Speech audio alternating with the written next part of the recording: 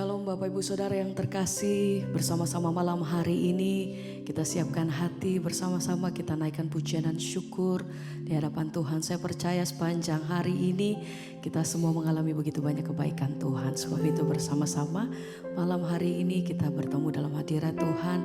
Kita bawa setiap hati dan persembahan yang terbaik bagi Tuhan Yesus. Mari bersama kita satu dalam doa. Kami bersyukur, terima kasih Tuhan buat malam hari ini. Kalau kami boleh ada sebagaimana kami ada Tuhan, kami tahu semua oleh karena kasih dan anugerah-Mu atas hidup kami. Bukan oleh karena kuat dan gagah kami, tapi kami punya Tuhan yang luar biasa menyertai hidup kami sampai hari ini. Sebab itu sama-sama kami mau siapkan hati kami malam hari ini Tuhan, untuk datang memuji dan menyembah Engkau. Terima kasih buat setiap kebaikan-Mu Tuhan. Terima kasih untuk pertolongan bahkan mujizat-Mu Tuhan dalam hidup kami. Kami bersyukur, terima kasih Tuhan. Kami bawa setiap hati kami datang memuji dan menyembah Engkau. Terima kasih Tuhan. Segala pujian kami bagi-Mu. Ini hati kami, ini nyanyian kami bagi-Mu Tuhan. Ku membawa hatiku, amin, hanya Engkau di hidupku. Katakan Yesus Engkau, Yesusku, Kau terindah. Selamanya kami menyembah, selamanya ku menyembah. Kami bawa setiap hidup kami. Ku membawa hidupku. Ini persembahan kami Tuhan. Inilah persembahan hanya bagi-Mu. Untuk Yesusku yang terindah. Selamanya ku menyembah-Mu. Ku membawa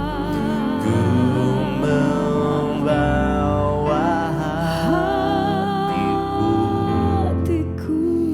Hanya Engkau di hidupku. Panggil namanya Yesusku, Kau terindah. Selamanya ku menyembah.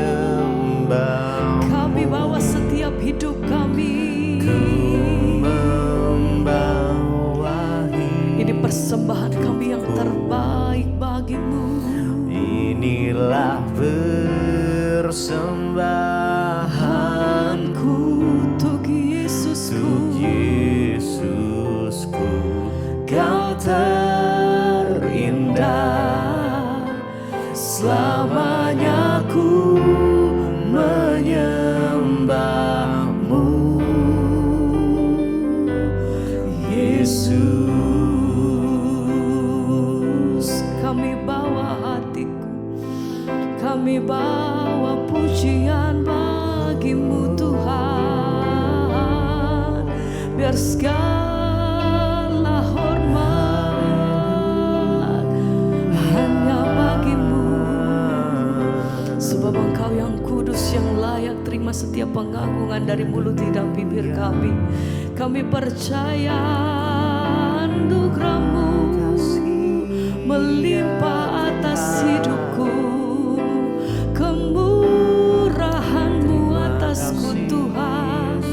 Oh, ku membawa hatiku. hanya Engkau, Hanya Engkau di hidupku. Yesus. Oh Yesusku, Kau terindah. Selamanya kami menyembah, menyembah-Mu. kami bawa hidup. Ku persembahan kami bagimu Tuhan. Inilah persembahanku untuk Yesusku yang terindah.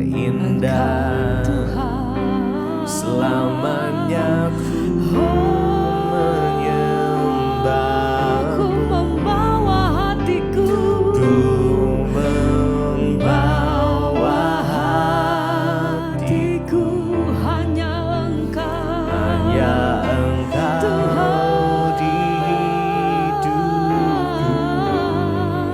Oh Yesus, hanya Yesus, Kau terindah.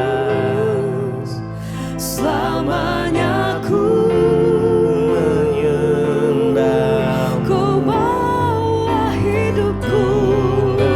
membawa hidup.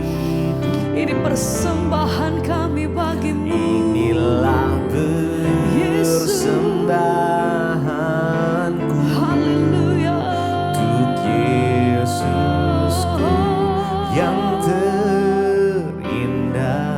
Amin.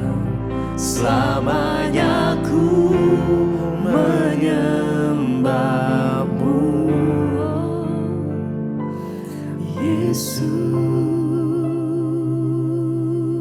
Yesus. Terima kasih Tuhan, sungguh baik Engkau, teramat baik atas hidup kami. Bersyukur, terima kasih Tuhan. Terima kasih Bapa buat kasih-Mu, pengorbanan-Mu atas hidup kami, bukti kuasa kasih-Mu Tuhan atas setiap kami.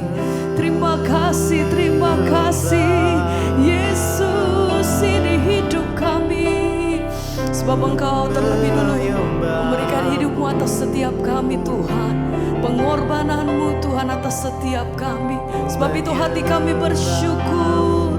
Terima kasih Tuhan, terima kasih Bapa.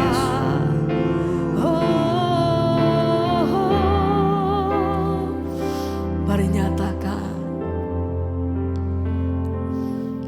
Yesus, apa arti hidupku? Amin. Bila Kau tak berikan nyawamu yang terbaik darimu, yang terbaik tersedia bagiku, ku bersyukur. ku bersyukur Amin. Atas kasih karunia-Mu Yesus. Oh,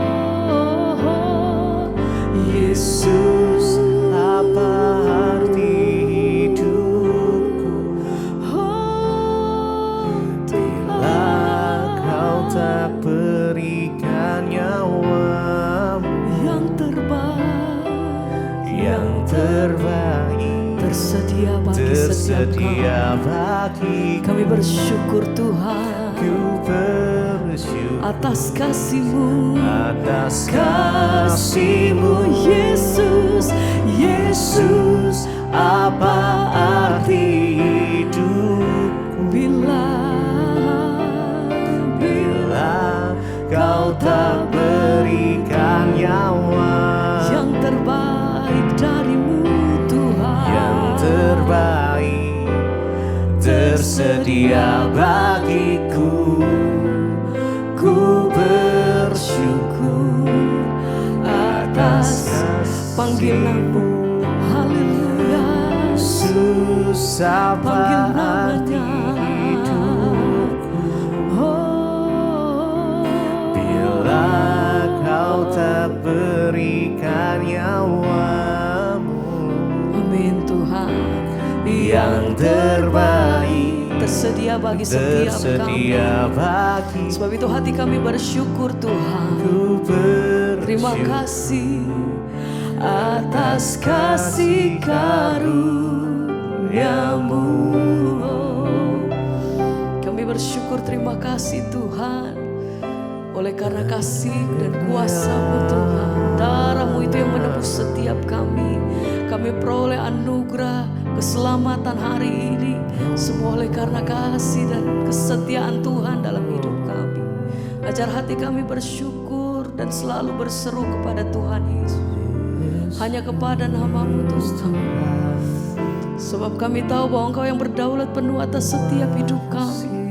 Engkau jaminan kami Tuhan. Terima kasih Bapa.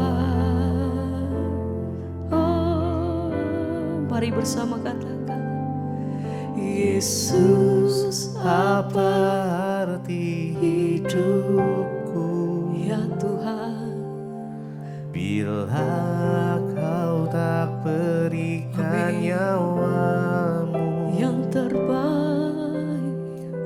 terbaik. Terima kasih Tuhan, tersedia bagiku. terima kasih, kami bersyukur. Ku bersyukur Oh, atas kasih-Mu, Yesus, apa arti hidup? kami bersyukur Bapa.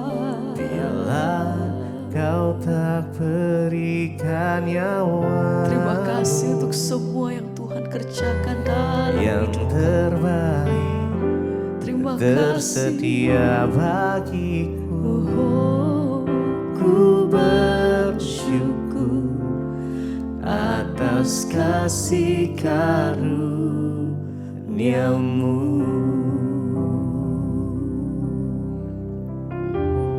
Mari rasakan kasih-Nya mengalir. Izinkan Tuhan mendekapmu malam ini.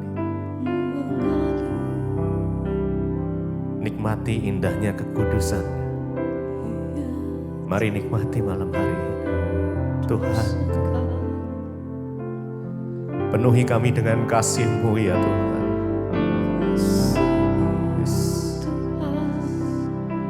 Yes. Jesus. Kami mau diam di hadirat Tuhan, menikmati indahnya kasih-Mu ya Tuhan, menikmati indahnya hadirat-Mu. Jesus, Jesus, Jesus. Ya. Yes.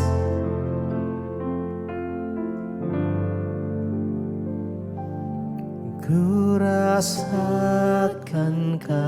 kasih-Mu dan indahnya kekudusan-Nya,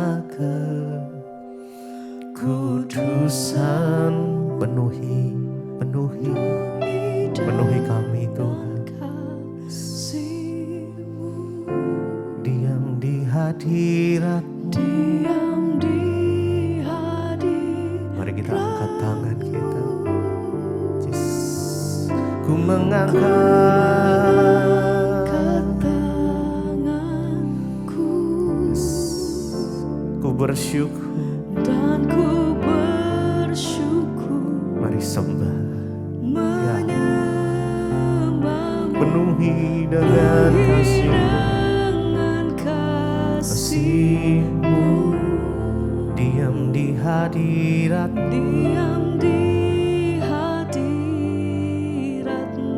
Ku rasakan kasih-Mu.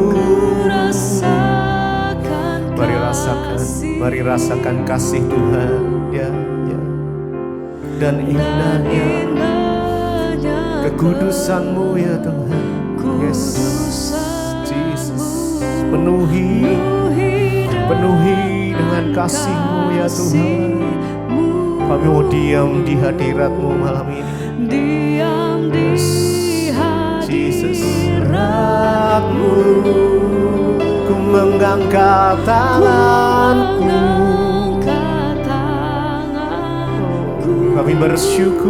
Kami bersyukur Tuhan. Dan Yesus, ku Yesus, bersyukur, menyembah, penuhi dengan kasih-Mu, Tuhan. Diam diam di hadirat-Mu. Mari lebih lagi rasakan kasih Tuhan mengalir. Ku rasakan kasih-Mu dan indahnya kekudusan-Mu. Yes, kekudusan-Mu penuhi Tuhan, penuhi dengan kasih-Mu. Diam di hadirat-Mu, ku mengangkat tanganku, yes. Kami mau bersyukur menyembah-Mu ya Tuhan. Ya. Menyembah-Mu ya Tuhan Yesus, penuhi kami. Yes. Diam di hadirat-Mu,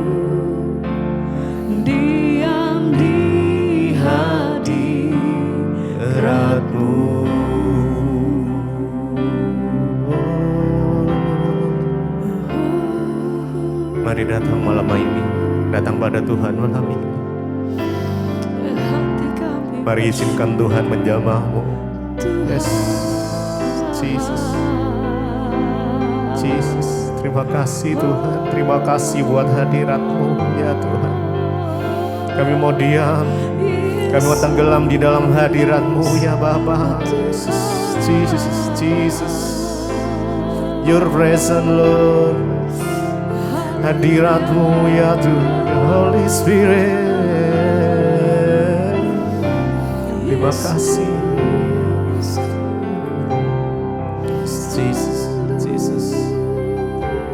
Makasih Tuhan.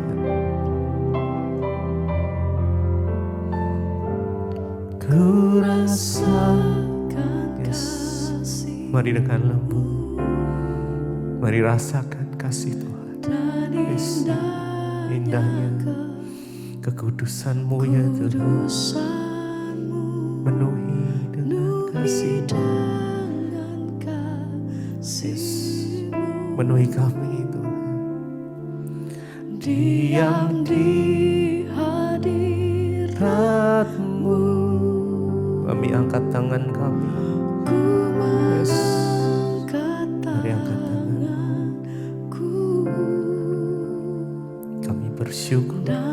Kami bersyukur, kami sembah Engkau Tuhan. Penuhi kami dengan kasih-Mu. Diam di hadirat-Mu, diam di hadirat-Mu.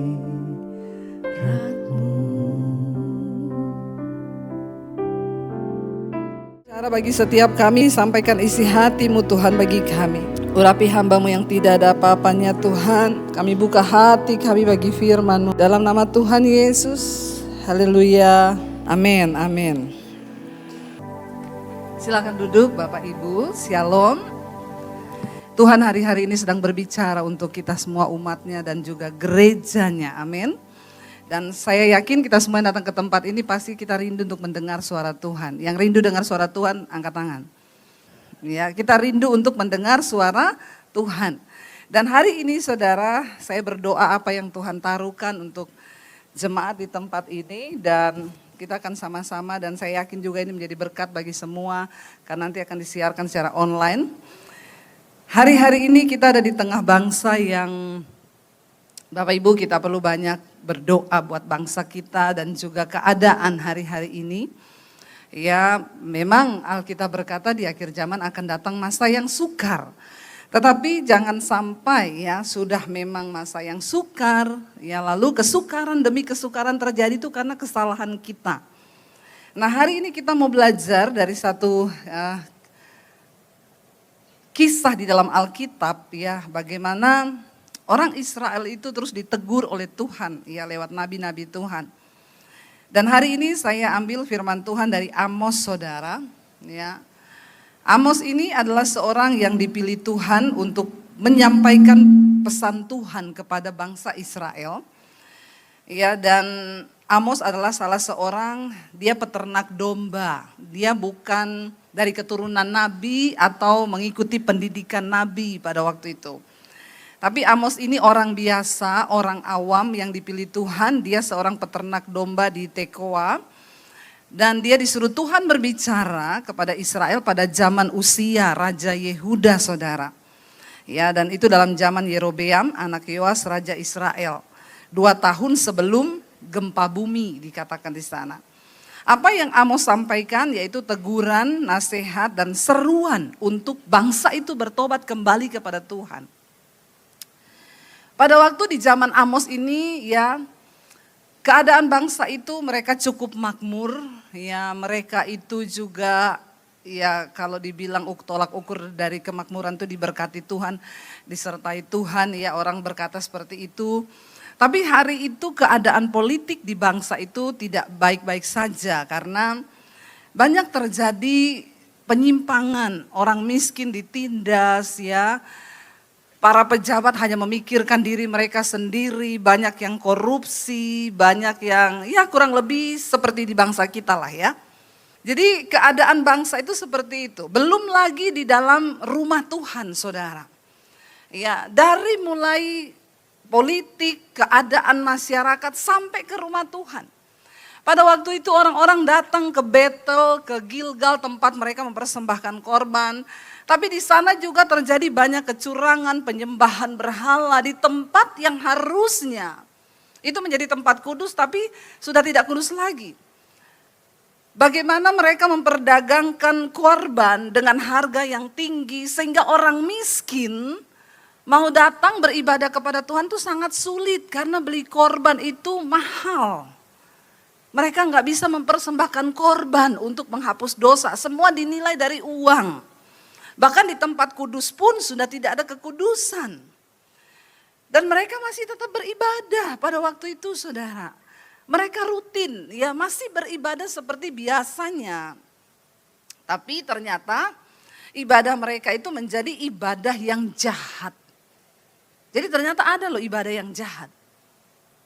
Ya, ibadah setiap minggu tapi ibadahnya menjadi ibadah yang jahat. Mari kita lihat bersama Amos pasal yang keempat, ayat yang keempat saudara. Kalau saudara punya Alkitab yang ada judulnya, ada temanya, Amos 4 ayat 4 dikatakan ibadah orang Israel adalah ibadah jahat. Ya, ibadah orang Israel adalah ibadah jahat. Kenapa bisa disebut ibadah jahat saudara? Nanti kita akan belajar. Ayat 4 dikatakan datanglah ke Betel dan lakukanlah perbuatan jahat. Ya, padahal Betel itu tempat orang datang beribadah, mempersembahkan korban. Rumah Tuhan Betel itu. Ya. Tapi dikatakan Tuhan berfirman lewat Amos, "Berdatanglah ke Betel dan lakukanlah perbuatan jahat. Ke Gilgal dan perhebatlah perbuatan jahat." Gilgal juga adalah salah satu tempat ya di mana ketika orang Israel keluar dari tanah Mesir menyeberangi sungai Yordan, mereka tiba di Gilgal dan di situ Tuhan menguduskan mereka, disunat semua orang yang tidak bersunat, dikuduskan umat itu sehingga di situ menjadi satu tempat di mana orang Israel berjumpa dengan Tuhan, beribadah kepada Tuhan dan mereka mempersembahkan hidup yang kudus kepada Tuhan. Tapi hari itu Tuhan berkata lewat Amos, pergilah datanglah ke Betel, lakukan perbuatan jahat, pergilah ke Gilgal, perhebatlah perbuatan jahat. Kita berdoa saudara, supaya hari-hari ini ibadah kita menjadi ibadah yang berkenan, bukan ibadah yang jahat. Ya, seringkali tanpa disadari. Bawalah korban sembelihanmu pada waktu pagi dan persembahan persepuluhanmu ya pada hari yang ketiga. Bakarlah korban syukur dari roti yang beragi ya dan maklumkanlah persembahan-persembahan sukarela, siarkanlah itu. Sebab bukankah yang demikian kamu sukai hai orang Israel, firman demikianlah firman Tuhan Allah. Kenapa ibadah mereka disebut jahat? Karena mereka beribadah tanpa ketaatan kepada Tuhan. Mereka beribadah tapi kejahatannya tetap berjalan. Mulai dari pemerintahannya, imam-imamnya, sampai ke umat Tuhan, kelihatan beribadah. Tapi kejahatannya jalan terus, saudara. Ya, sehingga dikatakan ibadah itu menjadi ibadah yang jahat. Betapa seringnya kita menjadi orang Kristen, kita pun melakukan hal yang sama. Kita ke gereja sih tiap hari Minggu. Tapi kepahitan jalan terus, ya, tidak mengampuni. Kita beribadah tiap hari Minggu. Tapi kita melakukan hal-hal yang najis, kita bersinah, ya, kita hidup dalam segala macam yang tidak berkenan pada Tuhan. Suami istri berantem, ndak omongan, terus jalan. Tapi hari Minggu ibadah. Ya, jalan terus, kita bayar persembahan, persepuluhan, kita bayar. Kita persembahkan apa yang mau kita persembahkan sehingga kita hidup di dalam kemunafikan, saudara. Makanya ibadah kita menjadi ibadah yang jahat. Karena ibadah tanpa pertobatan adalah kejahatan di mata Tuhan. Amin. Kita belajar hari-hari ini. Ayo kita menjadi orang Kristen yang benar. Kita berdiri di atas bangsa yang sudah seperti ini. Mari kita menjadi orang Kristen yang benar supaya hidup kita diperhitungkan Tuhan di atas bangsa yang jahat seperti ini. Kita harus berdoa, saudara.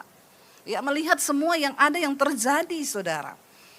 Ya, dan ketika mereka itu akhirnya tidak mau bertobat, tadinya mereka bangsa yang makmur, ya, Tuhan menyertai, tapi dosa, saudara, membuat akhirnya Tuhan tidak berkenan kepada mereka. Kita lihat ayat yang ke-6. Orang Israel tidak mau berbalik kepada Tuhan. Tuhan tegur mereka, saudara. Karena mereka tidak mau berbalik, saudara. Tapi tetap tidak mau berbalik. Ayat 6 berkata begini. Kita baca sama-sama. Sekalipun aku ini telah memberi kepadamu gigi yang tidak disentuh makanan di segala kotamu dan kekurangan roti di segala tempat kediamanmu, namun kamu tidak berbalik kepadaku. Tuhan udah tegur bangsa ini. Terjadi kelaparan, punya gigi tapi nggak bisa makan. Ya, bagaimana itu orang kalau punya gigi tapi nggak tersentuh makanan, buat apa, saudara? Sia-sia toh? Mending gak ada gigi tapi bisa makan toh, daripada ada gigi tapi gak bisa makan, firman Tuhan bilang. Ya, dikatakan aku telah memberikan kepadamu gigi yang tidak disentuh makanan karena terjadi kelaparan hebat.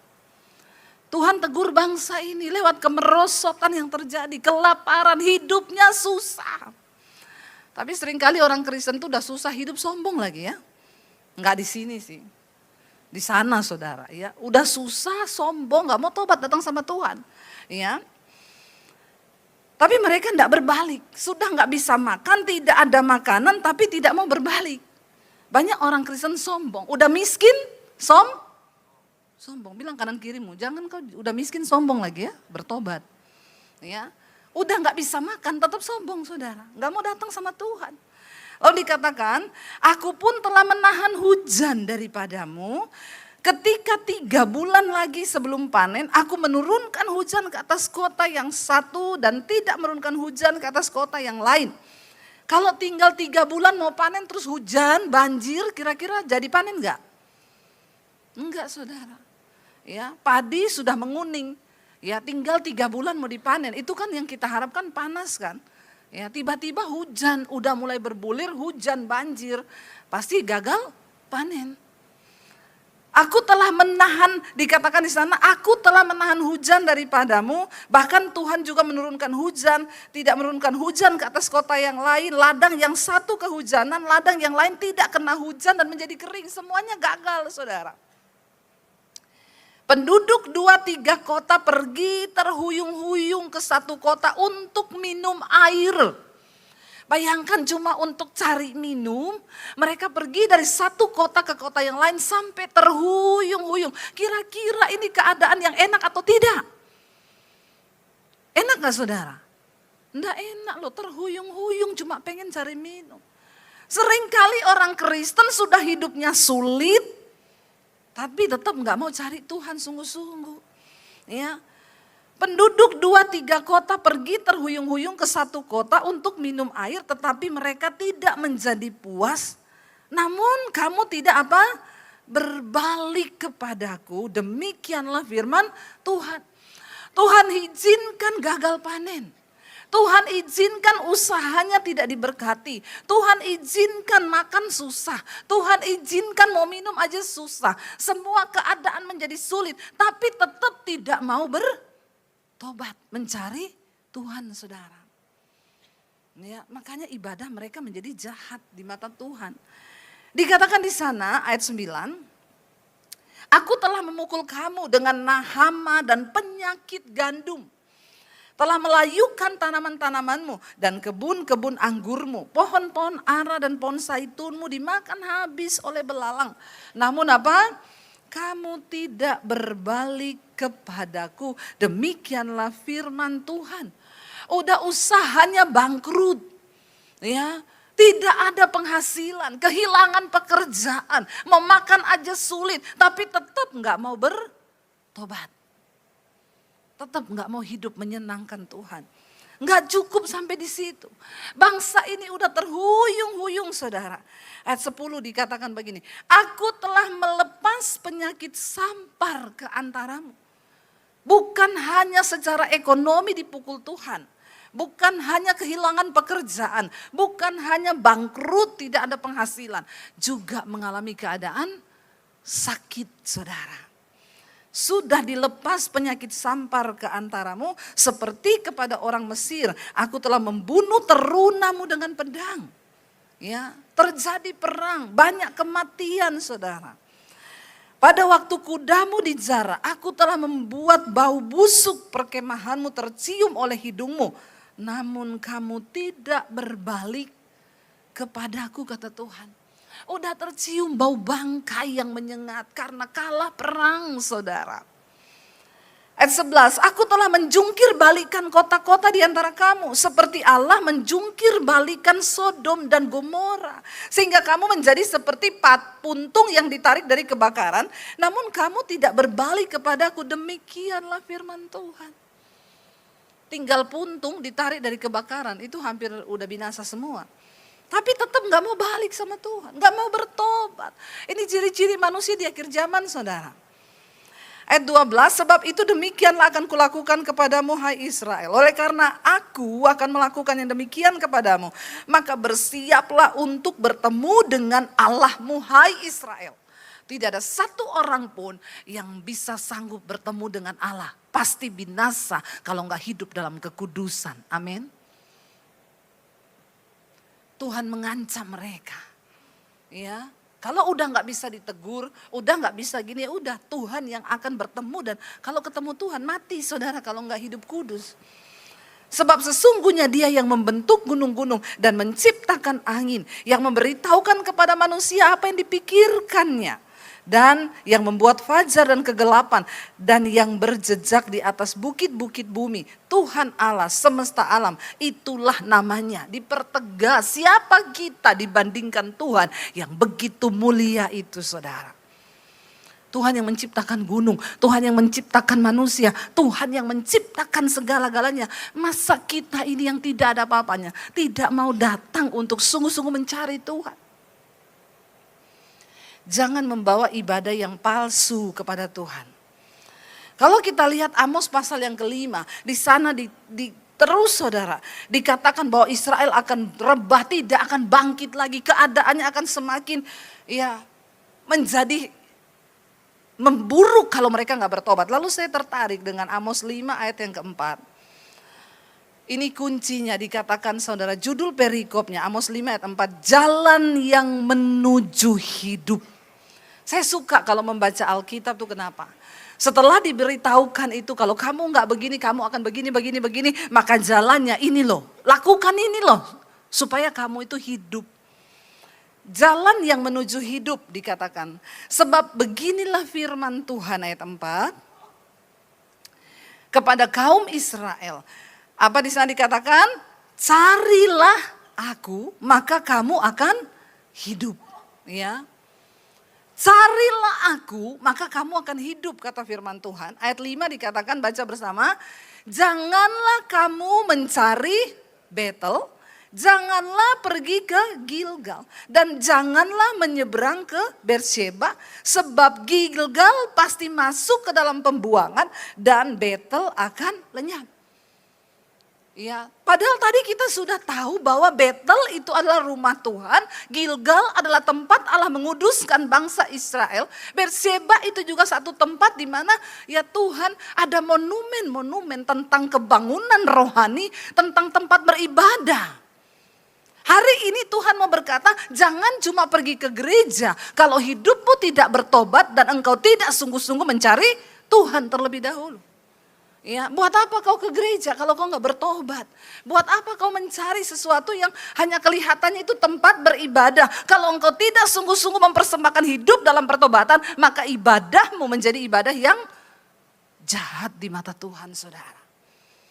Hari-hari ini Tuhan sedang pisahkan orang-orang yang sungguh-sungguh beribadah dengan yang tidak sungguh-sungguh beribadah kepada Tuhan. Biar dia dapati kita ini menjadi orang yang sungguh-sungguh beribadah. Jangan pergi mencari Betel. Jangan pergi ke Gilgal. Ini adalah tempat-tempat mereka biasa beribadah kepada Tuhan. Tuhan melarang mereka pergi ke sana sebab itu sudah menjadi satu tempat rutinitas yang tidak lagi ada kuasanya. Justru ada dosa di sana. Kita berdoa, saudara. Biarlah kita menjadi orang-orang yang mencari Tuhan. Ya. Supaya apa? Ketika engkau pergi ke gereja, engkau mencari Tuhan, engkau ketemu Tuhan. Amin, saudara. Dikatakan carilah Tuhan, ya maka kamu akan hidup. Ada dua kata kunci, saudara. Carilah Tuhan, maka kamu hidup. Mencari Tuhan itu artinya apa? Kita cari kehendaknya, kita cari hukum-hukumnya, kita cari peringatannya. Jangan cuma datang ke gereja, tapi kau tidak cari kehendak Tuhan dalam hidupmu, amin. Kita hidup dengan kekuatan kita sendiri, kita hidup dengan karepnya kita sendiri, ya pokoknya ya wes lah. Ya Tuhan tuh cuma hari Minggu aja kalau ke gereja, setelah itu wes hidupku sendiri. Bertobat, ibadahmu menjadi jahat di mata Tuhan. Ayo cari kehendak Tuhan. Sekalipun itu bertentangan dengan daging kita, kalau Tuhan bilang ini loh kehendakku, lakukan. Ya, Tuhan bilang jangan kepahitan, ampuni. Ya Tuhan, aku tuh jengkel sama iparku, tapi karena firman-Mu suruh mengampuni, ya aku harus mengampuni karena aku ingin berkenan kepada Tuhan, ya. Orang yang mencari Tuhan, dia akan ketemu Tuhan dan dia akan menjadi pribadi yang hidup menyenangkan Tuhan. Kalau kau cuma pergi ke Betel atau ke Gilgal, belum tentu kau menjadi orang yang berkenan kepada Tuhan. Tapi kalau kau mencari Tuhan terlebih dahulu, engkau pergi ke gereja, ibadahmu menjadi ibadah yang berkenan kepada Tuhan, saudara. Itu yang Tuhan mau. Ada satu kesaksian dikirim ke saya di mesbah doa. Dia bilang, Bu, shalom, kami ini suami istri. Kami ini sudah menikah, kami Kristen, Bu, dari kecil. Tapi kami ini Kristen tanpa pertobatan. Ya jadi kami Kristen kalau Minggu tuh ke gereja. Tapi ya dosa jalan terus, rumah tangga kami ribut, berantem lah, saling maki, saling caci. Suami merokok, mabok, istri juga ikut merokok. Hidupnya tuh enggak karu-karuan. Kalau berantem tuh enggak bicara, sampai akhirnya mereka menikah. Dan sudah berapa tahun tuh enggak punya anak, saudara. Lalu mereka mulai minta didoakan, tujuannya itu cuma ingin punya anak, bukan cari Tuhan. Ya, mereka minta untuk didoakan, mereka rajin ke gereja, cuma supaya bisa punya anak, bukan untuk cari Tuhan. Ke gereja mereka, berdoa Tuhan beri kami anak, pulang berantem lagi, ribut lagi, maki-maki lagi. Pokoknya hidupnya gak ada pertobatan, sehingga juga kalau mereka ribut terus begitu kan usahanya gak diberkati, bikin pusing kepala, saudara. Ya ada sih orang-orang yang kerja tapi kepalanya pusing terus, ada gak di sini? Enggak ya, orang Semarang semua adem ayem ya. Amin, insya Allah. Ya nggak ribut, pokoknya pulang itu sama istri sayang-sayangan, tiap hari pelukan, ya tiap hari ini ya. Tapi lain orang dua ini, saudara, ini Jakarta. Tapi tiap minggu ke gereja, berdoa supaya bisa hamil, punya anak. Tapi mereka tidak mencari Tuhan. Sampai akhirnya orang tuanya kirimin mesbah doa saya, saudara. Lalu mereka mulai ikuti, mamanya bilang kamu ikut tuh. Ya, nanti biar kamu juga berdoa, tuh banyak kesaksian dengar di situ. Ketika mereka mulai mendengar, saudara, ya saya selalu menekankan tentang pertobatan. Kita mau hebat dalam karunia, kita mau hebat bahasa roh, kita mau hebat pelayanan. Kalau tidak bertobat, percuma. Amin. Jadi mereka mulai ngerti ini, mendengar. Akhirnya suami istri itu dijamah Tuhan, dilawat Tuhan. Dan mereka berkata begini, udahlah ayo kita cari Tuhan. Ya, ketika kita mencari Tuhan, maka orang kalau mencari Tuhan, ketemu Tuhan, kerinduan hatinya adalah hidup menyenangkan Tuhan. Bukan lagi hidup menyenangkan diri sendiri. Lalu ketika mereka mulai ketemu Tuhan, hidup mereka diubahkan. Suaminya berhenti rokok, berhenti minum, berhenti mabok. Dia sayang sama istri, istri juga berubah menjadi istri yang tunduk sama suami. Rumah tangganya itu juga jadi seperti surga. Bahkan mereka berkata begini, Tuhan kami tidak punya anak pun tidak apa-apa. Kami menemukan Tuhan. Orang itu kalau menemukan Tuhan beda saudara. Sama nih tidak punya uang, sama-sama tidak punya uang. Tapi tetap ada damai. Enggak percaya nih. Ini enggak percaya loh Pak, jemaatnya dibilang enggak punya uang ada damai sejahtera, ini bertobat ya. Baru saya ngomong udah enggak bertobat. Orang kalau ketemu Tuhan, biar enggak punya uang tetap damai. Terpaksa enggak ini? Ya, apa iya toh Bu? Ya, saya sama suami itu di mobil nyetir, kita tuh sambil ngobrol. Suami saya selalu bilang, ingat gak dulu saya, kita tuh naik motor loh. Kemarin kita kan nyetir dari Jakarta ke Solo. Terus cerita-cerita, terus suami saya bilang gini. Saya bilang ini sudah sampai mana? Sudah sampai di Batang. Terus ingat gak dulu? Kenapa? Waktu kita naik motor. Ya sampai di Batang itu kita udah lapar loh. Tapi gak punya uang dari Jakarta ke Solo itu. Ya, kita gak berani makan karena uang itu hanya pas untuk bensin motor. 200.000. Tapi sampai di Batang kita berhenti di pom bensin, ya bukan lewat tol ya, lewat jalan biasa nih 18 jam Jakarta Solo.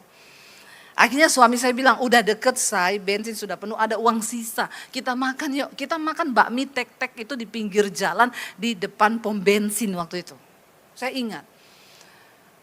Terus saya tuh bilang, iya ya kita dulu menderita banget ya saya. Terus dia bilang, iya tapi lucu ya kita dulu gak ada duit tapi sukacita loh. Damai sejahtera loh kita. Amin. Gak percaya lagi? Ini saya sudah ngomong loh, karena saya mengalami loh ya. Bukan saya tidak mengalami. Jangan saudara bilang, Allah Bu Dewi itu pret. Enak aja dia bilang begitu karena dia tidak mengalami. Saya mengalami. Ya apa yang tidak saya alami, saya mengalami. Lalu kami mengulangi kisah-kisah kami. Suami saya bilang, iya ya dulu kita jualan jus sampai jam 12 malam loh. Saya nggak malu. Ya, tapi ada damai sejahtera dan kata suami saya gini, iya loh, kita dulu susah banget loh, tapi kita nggak pernah ngutuk Tuhan loh. Kita selalu bersyukur loh sama Tuhan. Ya, apapun keadaannya kita selalu bersyukur walaupun dengan air mata. Tuhan terima kasih Tuhan, Engkau baik. Enggak pernah ada kata-kata dari mulut kami yang berkata, kenapa sih Tuhan? Ya, kenapa nasib kami begini? Enggak pernah. Ya, saya dan suami tadi malam di mobil kita cerita itu saudara. Ya, akhirnya di mobil kita lagi ngomong lagi, terima kasih Tuhan Engkau baik. Ya, orang itu kalau ketemu Tuhan saudara, kayak suami istri itu, mereka nggak berpikir lagi, oh kita ini nggak punya anak loh. Nggak ada. Waktu mereka ketemu Tuhan, hidupnya diubahkan, karakternya diubahkan, mereka mencintai Tuhan, saling mengasihi. Mereka bilang bahkan Tuhan, ndak punya anak, ndak apa-apa, Engkau baik. Lihat, paradigmanya sudah berubah. Kenapa engkau perlu cari Tuhan? Kenapa engkau perlu ketemu Tuhan? Karena waktu engkau ketemu Tuhan, engkau dapat menyikapi semua hal yang rasanya tidak enak. Engkau bisa bersyukur dan berkata, Engkau baik Tuhan. Engkau baik. Kalau kau cuma pergi ke Betel, kalau kau cuma pergi ke Gilgal untuk beribadah dan melakukan ibadah yang jahat, kau tidak akan pernah ketemu Tuhan. Dan itu menyakiti hati Tuhan. Kita pikir kita sudah jadi Kristen, Tapi sebenarnya ibadah kita menjadi ibadah yang jahat. Karena ibadah kita tanpa pertobatan kepada Tuhan. Makanya Tuhan larang, gak usah kamu pergi ke Betel. Karena Betel akan dimusnahkan. Gak usah pergi ke Gilgal karena mereka juga akan mengalami pembuangan. Tapi cari Tuhan maka kamu akan hidup. Hidup di sini bicara cuma bukan hidup di dunia ini saja saudara. Karena satu saat kita akan mati. Dan akan meninggalkan dunia ini. Tapi orang yang mencari dan ketemu Tuhan, engkau akan hidup sampai pada kekekalan. Amin. Dan itu hidup yang lebih berarti dari hidup di dunia ini. Hidup sampai pada kekekalan. Tuhan bicara itu. Carilah aku maka kamu akan hidup. Hidup yang, ya kalau ada dulu iklan bilang begini, bikin hidup jadi lebih hidup. Jangan hidup yang biasa-biasa. Tuhan akan membuat hidup kita jadi lebih hidup. Ya itu tadi, gak ada uang tetap suka. Apa iya toh? Lah iya. Itu hidup yang lebih hidup di dalam Tuhan. Enggak punya anak tetap bersuka cita. Dulu marah nyalahin Tuhan, udah coba bayi tabung, coba ini keluarin uang banyak. Tapi enggak ada hasil. Makin marah sama Tuhan, dugem, mabok, judi. Enggak ngerti. Kenapa Tuhan bilang kau harus cari Tuhan? Supaya kalau kau cari Tuhan, hidupmu makin jadi hidup. Ketika mereka ketemu Tuhan, mereka menikmati indahnya dalam Tuhan. Semua orang yang berjumpa Tuhan, mengalami perjumpaan dengan Tuhan Yesus. Saya mendengar mereka semua berkata, seperti saya dulu bilang begini, Tuhan, kenapa enggak dari dulu ya? Kenapa enggak dari dulu? Ayo saudara, bukan materi yang akan membuat kita ini berbahagia. Tapi waktu kita ketemu Tuhan, ya, dan suami saya tadi malam bilang, dan bahagia kita tuh ya sama loh sama bahagia kita sekarang nih naik mobil ini dan naik motor dulu tuh sama loh. Kenapa? Karena waktu naik motor saya nyembah Tuhan. Naik mobil juga saya nyembah Tuhan. Gak ada yang berubah. Cuma keadaan yang berubah tapi sikap hati tetap sama. Amin saudara. Di motor dulu saya nyanyi. Hujan dari Cirebon sampai di Solo. Saya nyanyi sambil bercucuran air mata. Suka-sukamu Tuhan. Harusnya kan tuh lagu kita goyang ser gitu ya. Tapi saya nangis bercucuran air mata. Ya, kemarin di mobil kita juga nyanyi saudara. Ya, kita menyembah Tuhan di mobil. Keadaannya tetap sama. Ya, suasana hatinya sama. Cuma dulu saya naik motor, sekarang naik mobil. Itu yang Tuhan bilang, carilah Tuhan supaya kamu hidup. Hidup yang bagaimana? Hidup yang semakin hidup bersama dengan Tuhan saudara. Tuhan bilang jangan pergi ke sana. Ayat 6, carilah Tuhan maka kamu akan hidup. Supaya jangan ia memasuki keturunan Yusuf bagaikan api yang memakan habis dengan tidak ada yang memadamkan bagi Betel. Jangan cuma suka ya beribadah yang kelihatannya ibadah. Di Betel orang datang ke sana, setiap tahun mereka pergi ke sana untuk mempersembahkan korban. Tapi ternyata semua ibadah mereka itu jahat di mata Tuhan. Tuhan lebih tertarik kepada pertobatan daripada korban. Ya, ayo saudara. Hidup dalam pertobatan. Ya, ayo kita sungguh-sungguh membangun pertobatan dalam rumah tangga kita. Ya, dulu waktu masih miskin saling mencintai. Udah diberkati jadi kaya semakin saling apa saudara? Ini kayaknya cintanya udah mulai pudar ini jemaat nih. Ya, coba tolong ya, walaupun saudara di Semarang ini tetap ada bersuara juga ya. Saya sudah berkeringat loh ini khotbahnya. Dan saudara diam-diam baik di situ. Ya. Dulu enggak punya duit saling mencintai, sekarang diberkati Tuhan tetap saling. Nah, itu semangat ya. Sudah bertobat berarti. Itu loh saudara yang dibilang kita ini harus cari Tuhan supaya hidup. Waktu suami istri itu berbalik mencari Tuhan, mereka enggak peduli lagi soal anak. Saudara tahu tiba-tiba hamil. Semua pergumulan dan doa-doa kita Semua kebutuhan kita di dunia itu hanya akan menjadi bonus yang Tuhan tambahkan waktu kita sungguh-sungguh mencari Tuhan. Makanya Alkitab berkata, Yesus bilang, carilah dahulu kerajaan Allah dan kebenarannya. Semua akan ditambahkan kepadamu. Bukan lagi menjadi fokus yang kita cari. Saudara, waktu kau ketemu Tuhan, ada banyak hal-hal supranatural yang tidak pernah terpikir dengan logika otak kita manusia. Itu akan dibukakan Tuhan. Seringkali kau akan mendapat berkat, mendapat keuntungan tanpa harus berkeringat. Waktu Tuhan menyertaimu loh. Waktu engkau mencari Tuhan dan engkau ketemu Tuhan. Ada begitu banyak jalan-jalan yang dibukakan secara supranatural oleh Tuhan. Sekarang banyak orang gak percaya lagi hal-hal supranatural. Itu tetap ada. Tuhan kita tetap Tuhan yang sanggup melakukan segala perkara. Kalau kita mau sungguh-sungguh mencari Tuhan. Tapi kalau kau cuma cari Betel, cari Gilgal, ibadah palsu, ibadah jahat setiap hari Minggu, dan kau gak ketemu Tuhan, ya, maka kau tidak akan melihat pintu-pintu yang terbuka. Di akhir zaman ini masa akan semakin sukar, tapi orang yang mencari Tuhan, mereka akan ketemu Tuhan, dan Tuhan berkata, kamu adalah umat kepunyaanku. Sebab Alkitab berkata Tuhan tahu siapa milik kepunyaannya. Dan orang yang menyebut dirinya kepunyaan Tuhan wajib meninggalkan semua kejahatan. Kalau kita melihat perkenanan Tuhan dalam hidup kita, ayo buang semua hal yang tidak berkenan. Tidak usah kepahitan, buang semua iri hati, buang kedengkian, buang kenajisan, perselingkuhan, hal-hal yang tidak berkenan sama Tuhan. Tinggalkan saudara.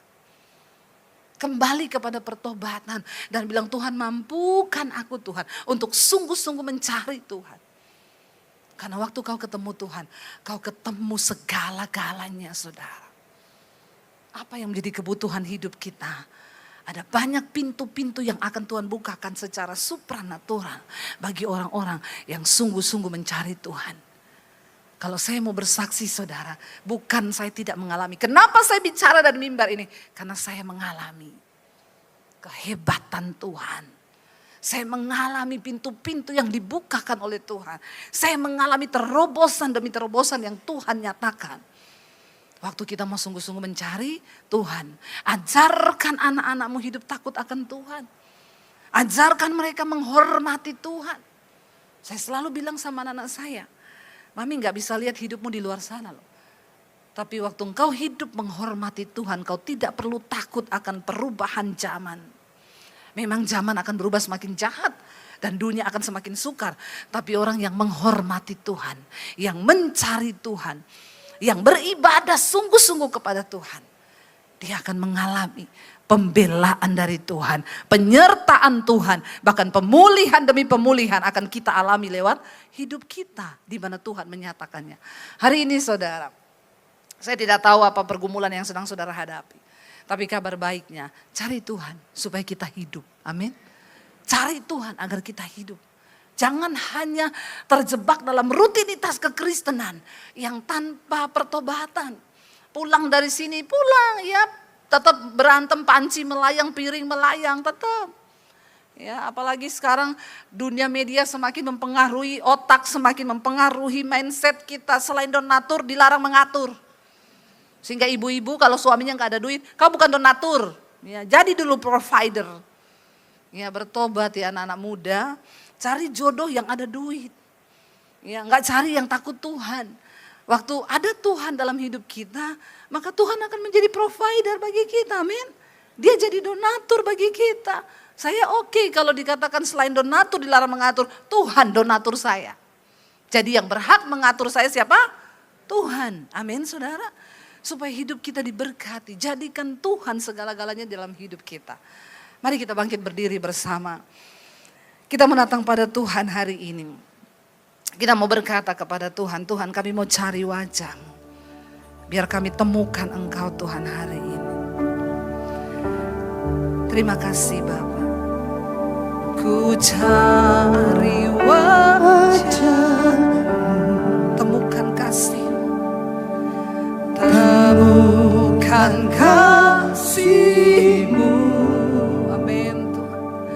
Kau bukan Tuhan yang jauh dariku. Ku panggil namamu Yesus. Sungguh indah Kau Tuhan,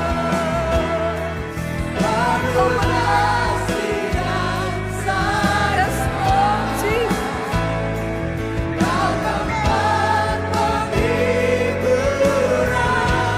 bagi setiap hatiku yang terluka. Sungguh indah Kau Tuhan, menara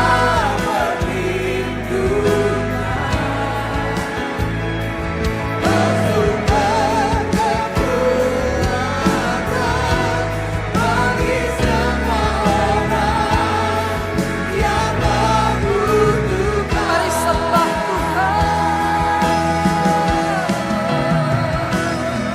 Kami cari wajah-Mu Tuhan. Kami mau berjumpa dengan Tuhan secara pribadi. Kami mau berjumpa dengan Tuhan untuk memberi persembahan hidup kami. Kami mau berjumpa dengan Tuhan supaya ibadah kami menjadi ibadah yang berkenan di mata Tuhan. Engkau sumber segala-galanya di hidup kami, Tuhan. Engkau sumber penghiburan. Yes, Lord Jesus.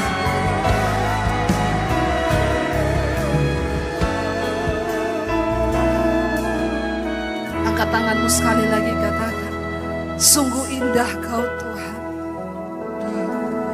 Sungguh indah Kau Tuhan. Kenapa kita harus ketemu pribadi dengan Tuhan, saudara? Karena di dalam Dia ada kasih sayang. Dia peluk engkau yang lelah hari ini. Waktu kau ketemu Tuhan, Tuhan peluk engkau dengan kasih-Nya, dan itu cukup, itu cukup, itu cukup. Apapun saat ini beban yang ada di hati, engkau perlu ketemu Tuhan. Kita perlu ketemu Tuhan sebab Dia jawaban atas segala. Dia menara perlindungan bagi kita. Dia sumber kekuatan yang kita butuhkan, saudara.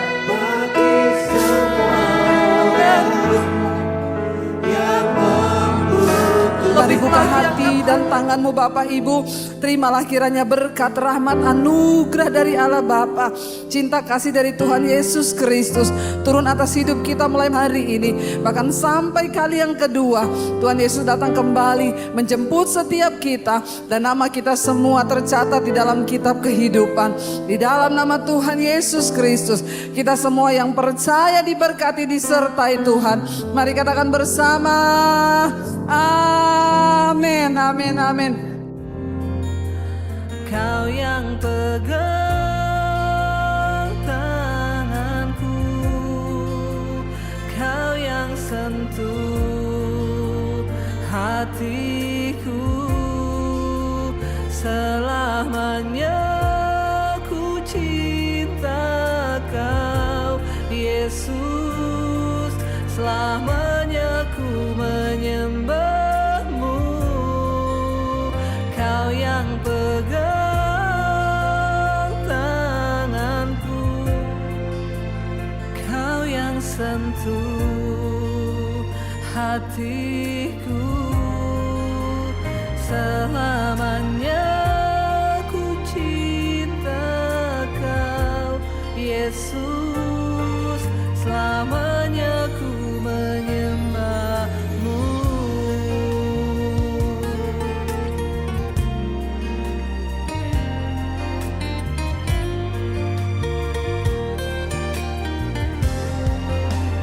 Kau yang pegang tanganku,